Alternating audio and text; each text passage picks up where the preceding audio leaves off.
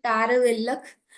नाम आपको अलग लग रहा होगा, लेकिन ये बहुत कॉमन हर्ब है। हम सब ने इसे टेस्ट किया हुआ है, शायद सबको बहुत ज्यादा पसंद है। और जो हमारा करेला है, इसे हम हिंदी में करेले के नाम से जानते हैं। आयुर्वेदा में इसे कारवेल्लक कहा गया है, मराठी में कारला। इसे भी अलग अलग नामों से अलग अलग जगह पे जाना जाता है। इसकी टेस्ट की अगर बात की जाए तो हम सबको इसकी टेस्ट पता है, ये बहुत ही कड़वा होता है।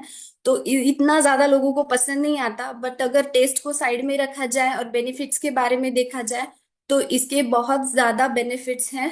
और आप टेस्ट को भूल जाओगे, इतने ज्यादा बेनिफिट्स है। और हम सबको करेला यूज करना ही चाहिए, और बच्चों में भी इसकी आदत कंपलसरी लगानी चाहिए, क्योंकि इसके हेल्थ बेनिफिट्स उतने मिलते हैं। ये भी ज्वर पे बहुत अच्छी तरीके से काम करता है, मतलब फीवर पे।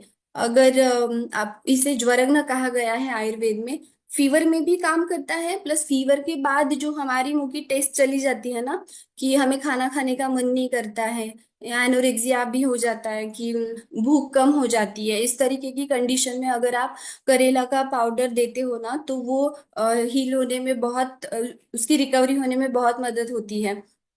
और फीवर के बाद जो वीकनेस भी आता है ना, उसमें भी करेला का पाउडर बहुत हेल्पफुल बताया गया है। ये भी पचने में बहुत हल्का है, सेम आसना जैसे ही इसके गुण है। ये भी ड्राई होता है नेचर में। और इसका भी जो इफेक्ट है ना, वो बॉडी पे कूलेंट इफेक्ट देता है। मतलब पित्त रिलेटेड जितने भी डिसऑर्डर्स आपको होते हैं बॉडी में हीट बढ़ने की वजह से, उसे कम करने में मदद करता है। तो कफ और पित्त दोष को बैलेंस करने का काम करेला करता है।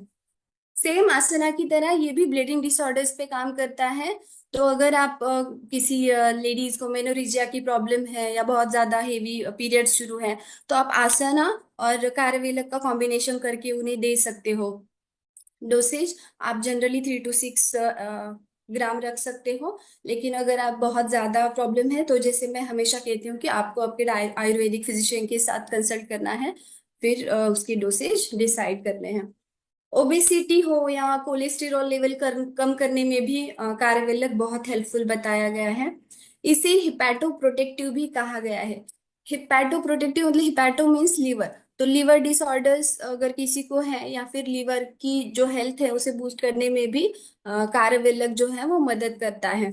करेला जो है, जो भी डायबिटिक पेशेंट होते हैं उन्हें करेला का इम्पोर्टेंस पहले से ही पता होगा, क्योंकि ये बॉडी की जो शुगर लेवल है वो मेंटेन रखने में मदद करता है। तो डायबिटीज के पेशेंट तो इसे कंपलसरी लेना शुरू करें, क्योंकि ये बहुत इफेक्टिव होता है डायबिटिक पेशेंट के लिए।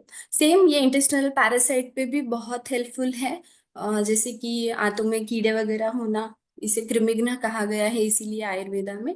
तो इस तरीके के बहुत सारे बेनिफिट्स कार्वेलक से हमें मिलते हैं। तो टेस्ट को साइड में रखिए और इसके बेनिफिट्स से एंजॉय कीजिए।